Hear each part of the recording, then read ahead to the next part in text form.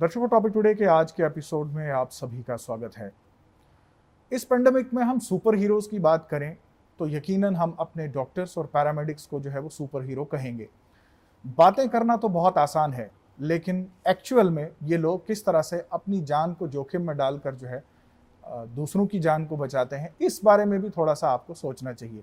जान किससे प्यारी नहीं होती, लेकिन अगर हम एक्चुअल फ्रंटलाइन वॉरियर्स की बात करें तो शायद डॉक्टर्स और पैरामेडिक्स से ज़्यादा फ्रंटलाइन वॉरियर जो है वो कोई नहीं है। गवर्नमेंट मेडिकल कॉलेज जम्मू जो है वो पिछले कई लंबे अरसे से लोगों की खिदमत करते आ रहा है, और ख़ासकर वेव 1 या वेव 2 की बात करें तो ऐसे में गवर्नमेंट मेडिकल कॉलेज जो है वो कहीं भी पीछे नहीं है। लेकिन बदकिस्मती की बात यह है कि पिछले कई दिनों से मोर्टेलिटी रेट ज़्यादा आने की वजह से ये चर्चाएं की जा रही है कि कहीं ना कहीं कोई खामी ज़रूर है।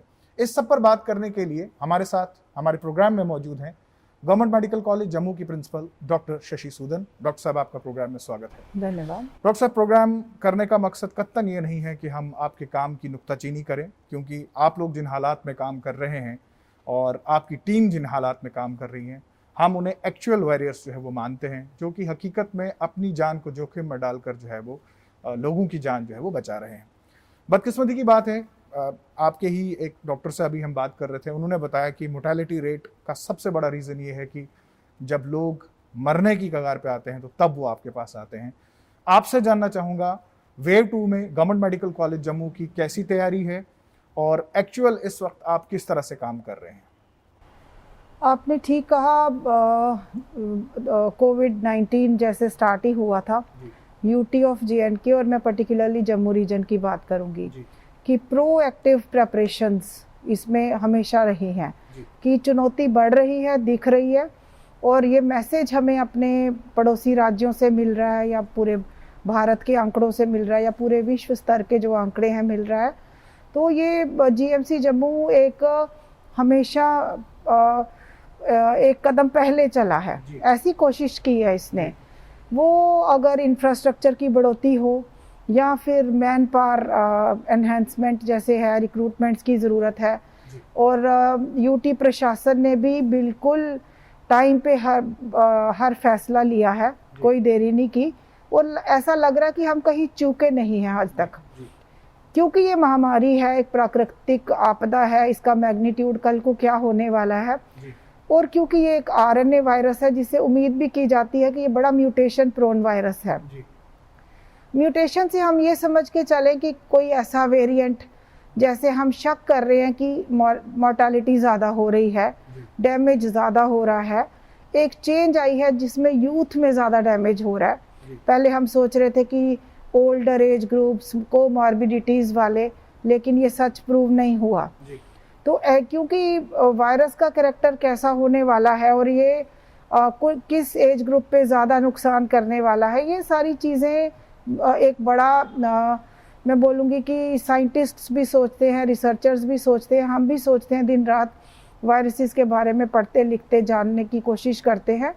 तो इसका क्या एक्सप्रेशन होने वाला है फ्यूचर में, वो एक बड़ा मैं कहूँगी कि that is still not known to us. लेकिन म्यूटेशंस जो हैं वो इंसान के अंदर, वायरस बाहर, बॉडी के बाहर कोई म्यूटेशन प्रोन नहीं होता। बॉडी में जब मल्टीप्लाई हो रहा होता है तो काफ़ी म्यूटेशनल इवेंट्स इसमें होते हैं। कुछ म्यूटेशनल इवेंट्स अननोटिस्ड चले जाते हैं, ड्रॉप हो जाते हैं, लेकिन कोई ऐसा भी म्यूटेंट आ सकता है जैसे ब्राज़ील, UK, इन म्यूटेंट्स को फॉलो किया जा रहा है, और GMC जम्मू इसमें भी अग्रसर है। हमने क्या किया है कि पिछले 3 महीने में जैसे वायरस ने अपना करैक्टर बदला है, कोई 400 सैंपल्स ऑलरेडी NCDC दिल्ली से सीक्वेंसिंग भी करवा ली है। पर्टिकुलरली आजकल जो डेथ हो रही है और जो यूथ में हो रही है, वो सैंपल्स भी हम उसको चेज कर रहे हैं। वो हो गया साइंटिफिक फ्रंट पे हम क्या कर रहे हैं, लेकिन वायरस हमारे काबू की चीज़ नहीं है, ये समझ आ चुकी है बात। अब हमारे काबू में जो हालात हैं वो है हमारी प्रेपरेशन और जनता के हर सदस्य की व्यक्तिगत जिम्मेवारी कि पैंडेमिक में उसका रोल क्या है।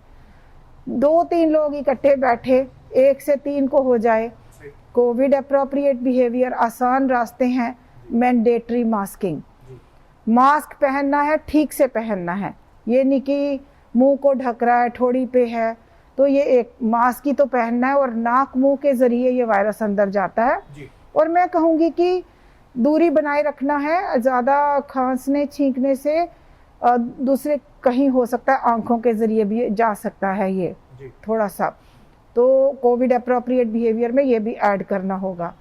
दूसरा रेस्पिरेटरी एटिकेट्स, वो फिर तरीका कि ज़्यादा से ज़्यादा ऊंचा बोलना, खूब बातें करना, गपशप, उसी दौरान तो वायरस मुंह में से बाहर आता है।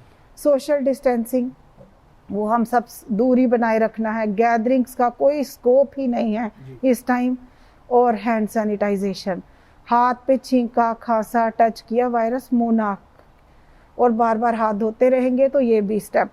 ट्रांसमिशन चेन रोकना है हमें, वो हर एक की व्यक्तिगत जिम्मेवारी है। दूसरा, जीएमसी जम्मू ने अपनी तैयारियों में अभी तक ये प्रमाणित है, मैं कहूँगी कि 33 आइसोलेशन बेड्स लेके हम बैठे थे। आज की डेट में हमारे पास 850 से ऊपर बेड्स हैं। हर दिन हम कोविड बेड्स, जिसमें कोई वक्त ज़ाया नहीं किया गया, ऑक्सीजन सपोर्टेड बेड्स जिसमें चाहिए होते हैं।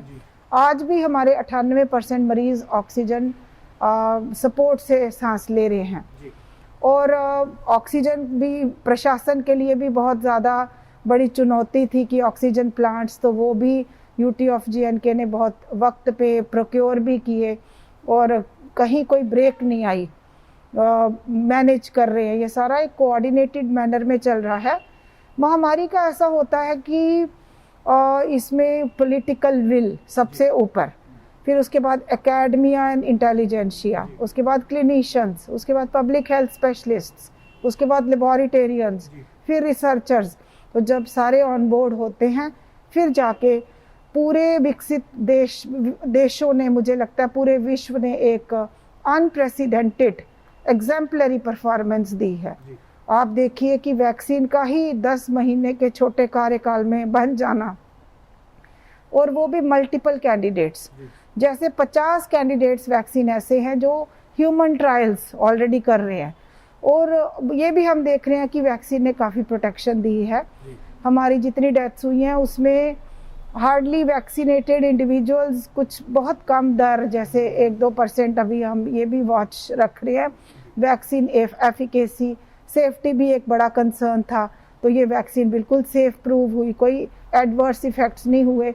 तो ये बहुत तेज़ ऐसे है कि सीक्वेंशियल मैनर में हमारी तैयारियां नहीं चल रही हैं, साइमल्टेनियसली सब कुछ चल रहा है। मैम, 1 साल से अगर हमने ये तैयारियां की, तो फिर ऐसी खबरें क्यों सामने आ रही हैं जिसमें कभी बेड की कमी, कभी ऑक्सीजन की कमी, कभी वेंटिलेटर्स का ना होना, ऐसी खबरें क्यों सामने आती हैं? ऐसे भ्रम और भ्रांतियां फैला के सिस्टम को कमज़ोर करना, ये मुझे लगता है कि अनैतिकता होगी, असभ्यता होगी। जैसे मैं आपको बताऊं कि आज की डेट में हमारे कुछ न्यूज़पेपर्स बता रहे हैं कि यहाँ वेंटिलेटर्स और बाईपैप मशीन्स नहीं हैं। तो मैंने अपने इंटेंसिविस्ट से बात की कि क्या ऐसा है ग्राउंड लेवल रियलिटी।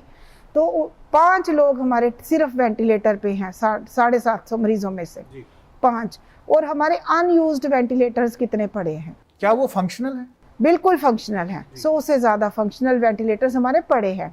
कुछ खराब होते हैं तो साथ साथ में रिपेयर भी करवा रहे हैं, ऐसी बात नहीं है, लेकिन सिर्फ 5 को ही वेंटिलेटर। अब दूसरी बात, एक भ्रम है कि बाईपैप मशीन्स, वो भी मैंने इंटेंसिविस्ट से समझने की कोशिश की, तो पता चला कि एक डैमेज्ड लंग जो है, बाईपैप मशीन प्रेशर के साथ उसको ऑक्सीजन देती है, वो मार्जिनल तो बढ़ा देती है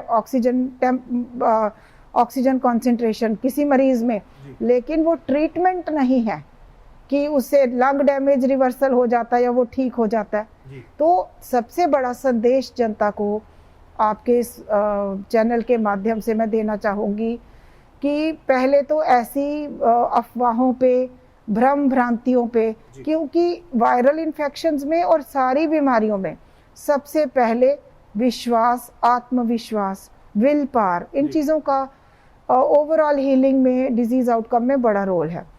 ये रिसर्च ने प्रूव किया है कि आप पॉजिटिव जब रहते हैं, पॉजिटिव सोचते हैं, डिजीज़ आउटकम उतनी ही।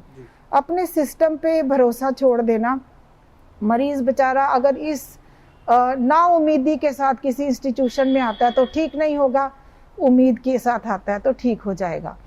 और मैं कहती हूँ कि वायरल इन्फेक्शन में सबसे पहले जब हमारे सहकर्मी 30% डॉक्टर और पैरामेडिक्स इस टाइम ग्रसित हैं, उनमें ये इन्फेक्शन हो चुका है हमारे। तो अगर मैं हेड ऑफ इंस्टीट्यूशन उनको फ़ोन करती हूँ, नो एंजाइटी, एब्सोल्युटली कोई परेशानी की बात नहीं है, रेस्ट करिए, मेंटल फिजिकल रेस्ट, मेंटली भी रिलैक्स्ड रहना है। तो हमारे ये कोई नासमझी या सूझबूझ की कमी की वजह से सिस्टम पे शक करते रहना या उसकी नेगेटिव साइड बतानी, उससे क्या होता है कि हमारे हेल्थ केयर प्रोफेशनल्स का प्रोत्साहन जो जोश है उसमें कमी नहीं आने देनी है हमें। ये हमारे सिपाही हैं जो जुटे हुए हैं, और हम थोड़े अंडर स्टाफ्ड हैं, हम अंडर वर्कड हैं, ओवर वर्कड हैं, और ओवर वर्कड हमारे सिपाही डिस्करेज नहीं होने चाहिए। हम दिन प्रतिदिन, आज भी जैसे इस हफ्ते मैसिव रिक्रूटमेंट्स हमारे ऑनरेबल लेफ्टिनेंट गवर्नर ने एकदम ज़रूरत के मुताबिक फैसले लिए और कहा गया कि नर्सिस ले लो। कहाँ 100 की परमिशन दी थी, 250 की दे दी। तो जैसे जैसे मैन पावर ऐड होगा वैसे वैसे बेहतरी की ही उम्मीद करते हैं। तो जैसी चुनौती है, चुनौती से पहले फैसले लिए जा रहे हैं। मैम कुछ बातें मैं यहाँ पे साफ कर दूं, जो आप बड़ी अथॉरिटी के साथ कह रहे हैं as a principal medical college, कि आपके पास बेड्स की कमी नहीं है, वेंटिलेटर्स आपके पास बहुत हैं, और इसके अलावा धीरे धीरे आप अपना जो स्टाफ है जिसमें डॉक्टर्स हैं, पैरामेडिक्स हैं, उनको भी आप ऐड कर रहे हैं। बिल्कुल बिल्कुल। दूसरी चीज़ में हम अगर देखें तो बड़ी बदकिस्मती हमारी ये है कि जम्मू कश्मीर में जब भी कंपैरिजन किया जाता है तो जम्मू वर्सेस कश्मीर किया जाता है। मोर्टेलिटी रेट जम्मू में बहुत ज़्यादा आया। पहले मैं थोड़ा सा ये जानना चाहूँगा कि आप क्या कहती हैं कि क्या रीज़न है कि जम्मू में मौतें जो है वो ज़्यादा हो रही हैं और कश्मीर में कम हो रही हैं? कश्मीर में मैंने काम किया है, वहाँ के लोग बहुत मेडिकल माइंडेड हैं। दवाई बताई जाए, खुराक बताई जाए कि तो बहुत अच्छे से वो उसका पालन करते हैं।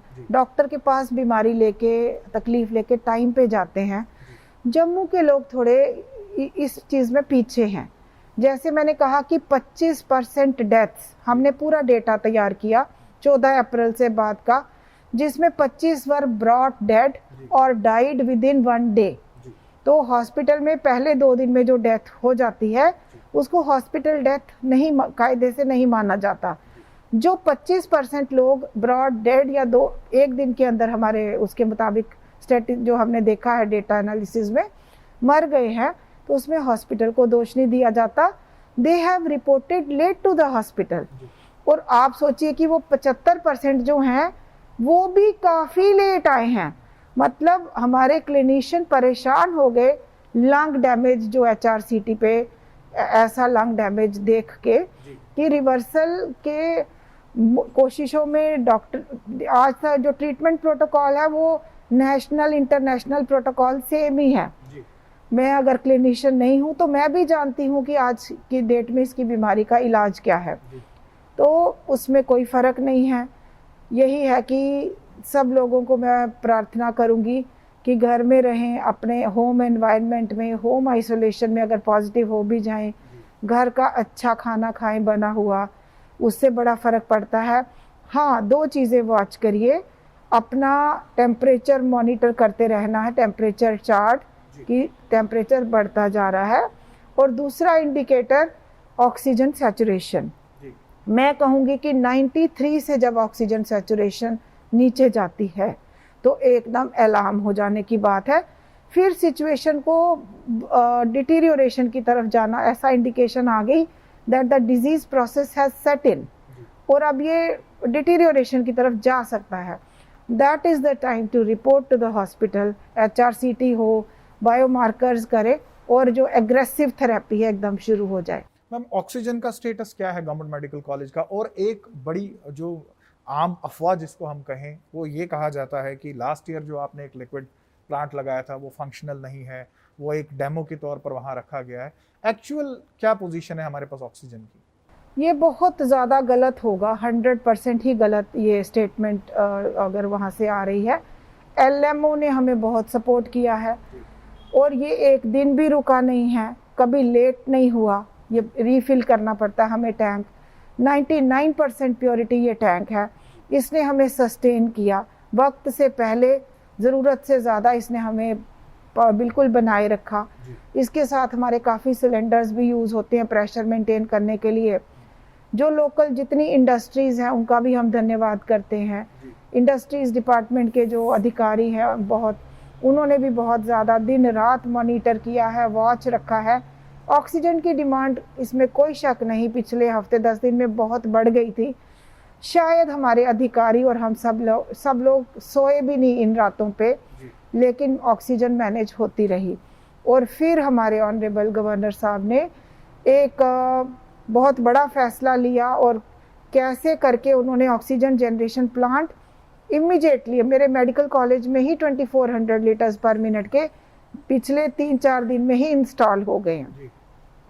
तो जैसे जैसे चुनौती बढ़ी है, अभी कहीं चूक नज़र नहीं आई, लेकिन क्योंकि ये एक महामारी है जिसका मैग्नीट्यूड, जिसका पोटेंशियल कल को क्या होने वाला है कुछ कह नहीं सकते। ये किसी भी आम आदमी को समझ आ जानी चाहिए। हर कोई अपना रोल करे, इसको बढ़ने ना दे। जैसे कि छोटी मोटी अगर लॉकडाउन है या कोरोना कर्फ्यू है और घर के अंदर ही हम 10 लोग पार्टी कर रहे हैं, उसको भी मैं क्रिमिनल मानूंगी इस टाइम। एक पॉजिटिव था, उसने 10 को कर दिया, जो 10 बाहर गए, ट्रांसमिशन चेन कैसे रुकेगा? तो कोविड अप्रोप्रिएट बिहेवियर एक बड़ा औजार है हमारे हाथ में। और दूसरा है कि वैक्सीनेशन जल्दी से जल्दी करवाई जाए, सिस्टम पे भरोसा रखा जाए। हमारे हेल्थ केयर प्रोफेशनल्स, जिसमें हमारे रेजिडेंट्स हैं छोटी उम्र के, हमारी नर्सिस हैं जिनके अपने घर परिवार हैं, उनका प्रोत्साहन बना रहे, उनका जोश बना रहे, जो 1.25 साल से अनथक प्रयास में लगे हुए हैं। मुझे नहीं लगता कि इसके अलावा कोई दूसरा रास्ता है। तभी हम एक पॉजिटिविटी के साथ मिलजुल कर आगे बढ़ते रहें। आपका एक हाल ही का स्टेटमेंट मैंने देखा जिसमें आपने कहा कि स्थिति जो है वो नियंत्रण में नहीं है और कहीं एक डर का माहौल जो है वो ज़रूर बना है। दूसरा, उसमें आपने ये कहा था कि जो मौतें हो रही हैं, जो लोग मर रहे हैं, उसमें यंग जनरेशन भी जो है तो वो कितना चिंताजनक है? स्थिति चिंताजनक है। मैं कहती हूँ कि आज तक स्थिति नियंत्रण में रही है। कल मिस अप्रोप्रिएशन या कुछ ऐसी हो जाएं कि नियंत्रण से बाहर जाने में, आप देखिए जैसे हालात बन रहे हैं, अगर जनता अपना जिम्मेवारी नहीं समझेगी, छोटी छोटी बातें जो मैं आपसे डिस्कस कर रही हूँ, तो नियंत्रण से बाहर जाने में क्या ही वक्त लगता है। अभी तक जैसे जैसे चुनौती बढ़ी है, बेड्स बढ़ाए हैं हमने, हर दिन 50-60 बेड बढ़ाए हैं। ये एक बड़ा प्रयास है। ऑक्सीजन पहुँचाना या नॉन कोविड सर्विसेज को कहीं दूसरी जगह शिफ्ट करना, कोविड नोटिफाई करते जाना बेड्स, ये बड़े प्रयास हैं जो ग्राउंड लेवल पे हो रहे हैं।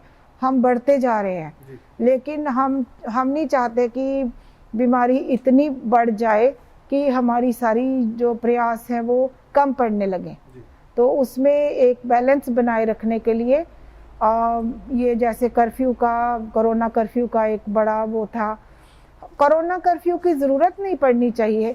क्यों ना हम सेल्फ डिसिप्लिन में आ जाएं और कर्फ्यू मोड में ही अपने आप को हमेशा रखें आने वाले काफ़ी देर समय के लिए, जब तक ये ट्रांसमिशन रुक ना जाए।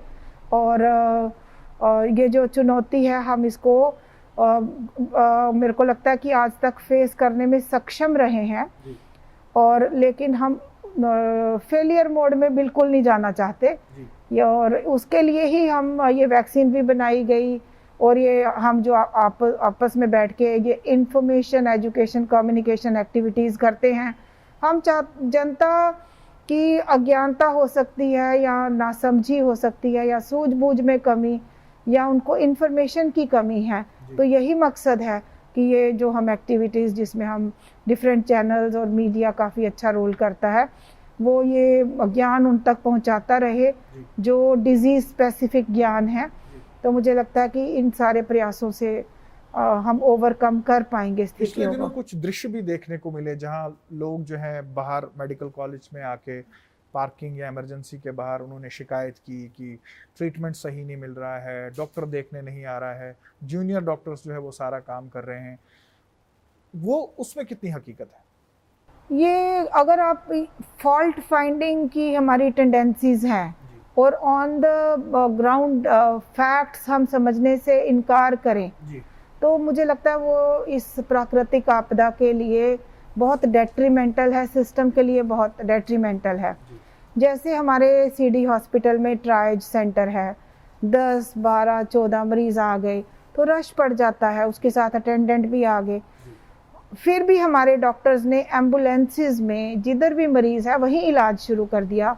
मरीज क्यू में है, सीटी हो रहा है, एक एक करके होगा, इन्वेस्टिगेशंस हो रही हैं, डिसाइड, लेकिन इलाज उन्होंने फिर भी मरीज जैसे ही आया।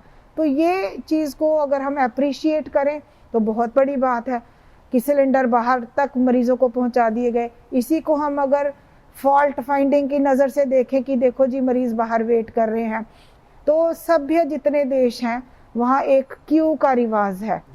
और जो हमारे भारत में अभी उतना जैसे हमारे में जैसे लगेगा कि शायद मेरे क्यू में लगना मेरे लिए मेरी शान के खिलाफ है।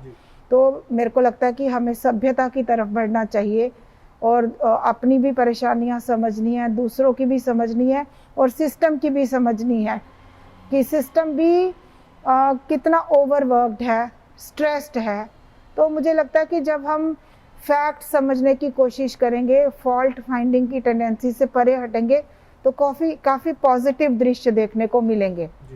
तो मेरे समझ में अभी तक हमारे डॉक्टर्स, हमारे पैरामेडिक्स, हमारे सफाई कर्मचारी, हमारे नर्सिंग ऑर्डरली, ये एक बड़ा कोऑर्डिनेटेड सिस्टम है जो हर दिन तरक्की मोड में है और एसओपीज भी नीड बेस्ड रिवीजन हो रहा है। जैसे मरीज बढ़ रहे हैं, उनके बैठने की व्यवस्थाएं, उनका यूनिडायरेक्शनल फ्लो, मतलब ये हमें काफ़ी चेंजेस करनी पड़ रही हैं। दिन प्रतिदिन नए फैसले लेने पड़ रहे हैं, हॉस्पिटल्स खाली कराने पड़ रहे हैं, नॉन कोविड को भी सूटेबली एडजस्ट करना पड़ रहा है। चुनौती है, लेकिन ग्राउंड पे एक बहुत अच्छी कोऑर्डिनेशन भी है और कोई जोश में कमी, कोई अभी उत्तेजना में कमी या कोई डिस्करेज नहीं हुआ है सिस्टम। आखिरी सवाल जो है वो इसी से जुड़ता है। आपने अभी पूरी लिस्ट का नाम लिया, आपके डॉक्टर्स, पैरामेडिक्स, नर्सिंग स्टाफ, सफाई कर्मचारी और उसके अलावा जितने भी लोग, चाहे इंजीनियरिंग विंग के लोग जो हैं वो आपके साथ बड़ा कोऑर्डिनेटेड एफर्ट में काम कर रहे हैं और पिछले एक लंबे अरसे से काम कर रहे हैं। कितना मुश्किल है as a head of the unit, आप जो है एक पूरे प्रीमियर इंस्टीट्यूशन को हेड कर रहे हैं, एक टीम को हेड कर रहे हैं, कितना मुश्किल है इस समय? एक दिन भी मैंने इसको मुश्किल नहीं समझा। मैं कहती हूँ ये चुनौती है, हमें हारना नहीं है, हमें जीतना है और एग्जाम्पलरी परफॉर्मेंस देनी है, जिसमें एज हेड ऑफ इंस्टीट्यूशन कोई सजेशंस, कोई फीडबैक्स, कोई हेल्दी क्रिटिसिज्म, कोई एडवाइसेस आप सब भी, हमारे शहरी भी या मेरे सहकर्मी बेटरमेंट के लिए हमें देने आ सकते हैं ताकि हम अग्रसर रहें, इस परफॉर्मेंस में कोई बेस्ट परफॉर्मेंस दे पाएं। मैम, बिजी होने के बावजूद भी आपने अपना कीमती समय निकाला, हमारे प्रोग्राम में हिस्सा लिया, आपका बहुत बहुत शुक्रिया। Thank you. ये थी डॉक्टर शशि सूदन जो कि प्रिंसिपल हैं गवर्नमेंट मेडिकल कॉलेज की, और आपने विस्तार से सुना कि गवर्नमेंट मेडिकल कॉलेज जो है वो पूरी तरह से सक्षम है इस पैंडेमिक से जो है वो निपटने के लिए, लेकिन सूझबूझ से काम लेना होगा। ताली दो हाथ से बजती है, एक हाथ डॉक्टर्स का होगा, एक हाथ हमारा होना चाहिए और हमें सूझबूझ से अपने डॉक्टर्स का, अपने सिस्टम का जो है वो साथ देना चाहिए, तभी जाके इस पैंडेमिक से जो है हम लड़ सकेंगे। आज के प्रोग्राम में बस इतना ही, दीजिए इजाजत, आदाब।